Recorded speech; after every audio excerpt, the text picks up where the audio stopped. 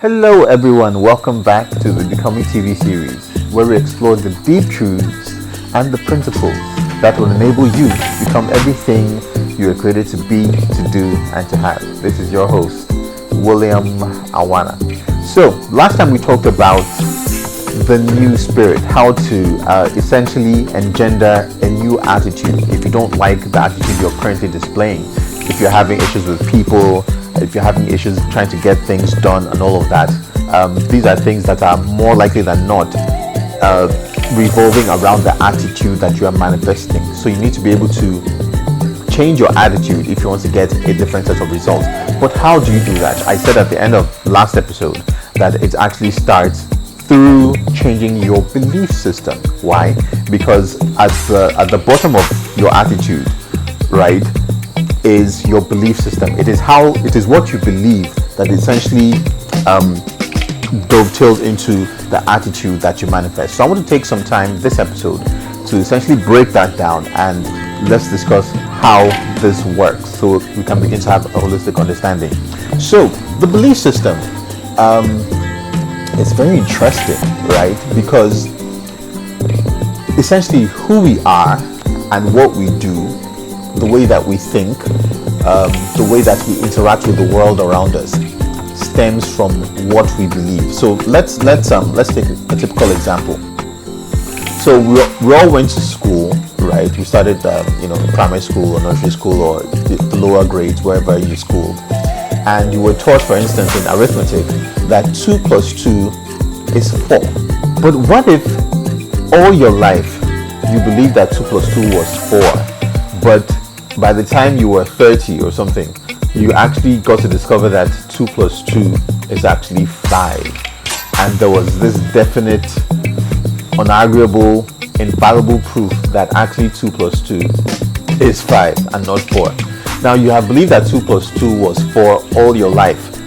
Now, everything that you thought was correct based on that particular fact, or what you thought was a fact, was how you interacted, in your studies, math and all of that. But here comes another set of arguments that has been proven to show that 2 plus 2 is 5. Now what happens to you? First of all, you feel very stupid. You feel very dumb. Like, how could you believe the wrong thing for 20 years? Secondly, you're going to be very angry with whoever or whatever system had taught you the wrong thing for 20 years. Now, this is an example of how most of us have been living. It is because the source of the idea, and I want you to know this, the source of your idea is actually the most important thing. Why? Because if the source of whatever is giving you an idea is wrong, the idea itself is most likely to be wrong. And that's exactly what has happened to us. Most of the ideas that we have about life actually come from our culture. And when I say our culture, I'm not really referring to our traditional culture, although that's part of it. But I'm talking about the culture that we live in, right?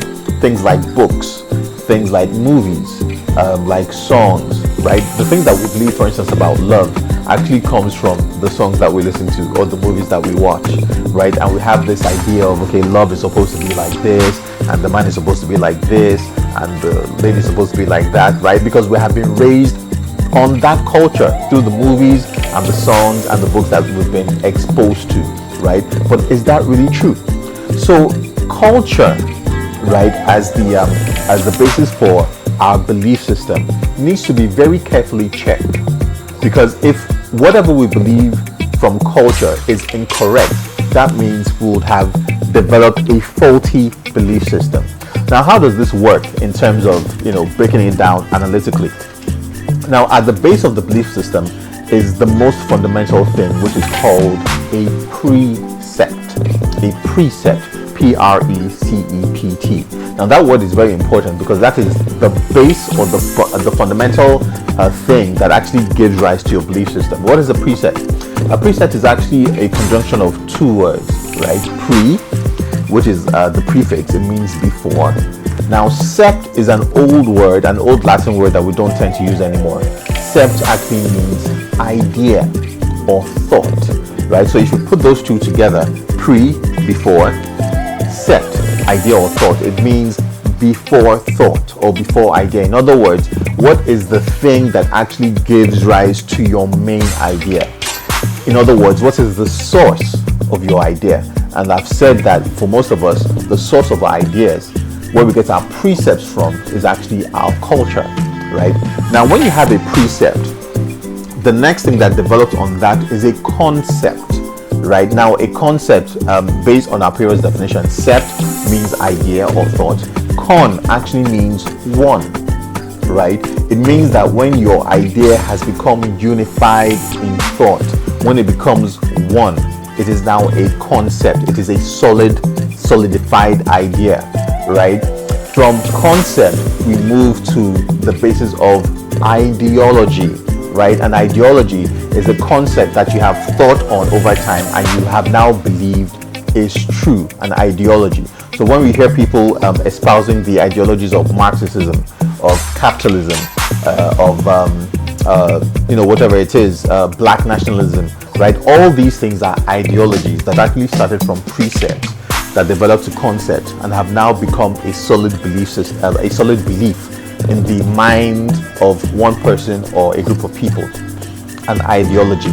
Hitler, for instance, had an ideology that Nazi Germany was supposed to be the most preeminent country, or the most preeminent group of people in the entire world, and that was what propelled him to do the things that he did in World War II, right? Now, after ideology, it now goes to the basis of philosophy, right? And this is where it starts to get really dangerous, right? So what is philosophy? Philosophy is actually a Greek word, which again is a conjunction, right? Philo and osophy. Philo means love in Greek. Osophy means idea, right? So it means when you become so much in love with an idea or a set of ideas, it actually becomes everything that you think about, everything that you ponder about. When we hear that people have a philosophy about something, it means that they have gotten to the point that this is what they believe, their mind is not going to change, everything that they've thought about this particular concept is this thing, that is their life's philosophy. And your philosophy gives rise to the most dangerous thing, your mentality. Your mentality is what gives rise to your attitude, right? And that is how your belief system goes. Your belief system comprises all these things we've talked about: the precept, the concept, the ideology, the philosophy, the mentality, the attitude.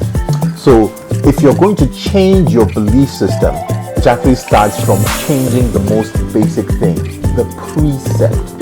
Whenever you're introduced to a new idea, the first question to ask is this idea correct? Because if it is not, and you start to develop concepts and ideologies and philosophies around that idea, then your life is going to change. It's going to take a particular trajectory, which may result in something horrendous happening to you, right? So we need to be very careful when we're dealing with our belief systems about the ideas that we take in, right? The ideas that we take in. Whatever idea that you take in is what you build your life on. So your ideas about money, for instance, how do you feel about money? It's because the ideas you've been exposed to over time give rise to the attitude that you have about money. What do you feel about relationships? What do you feel about education? What do you feel about the world? What do you feel about white people, about black people? What do you feel about people in general, right? All these things are products about or from the ideas you have been exposed to over time that went the gamut from precepts to concepts to ideology to philosophy to mentality to attitude, right? So if you're going to change your life, you must change your belief system by changing, first of all, the source of the ideas that you have been exposed to. I hope this was very interesting for you. It certainly was for me when I found out about it. So let's see how we can work in our belief systems by going through all these processes. See ya.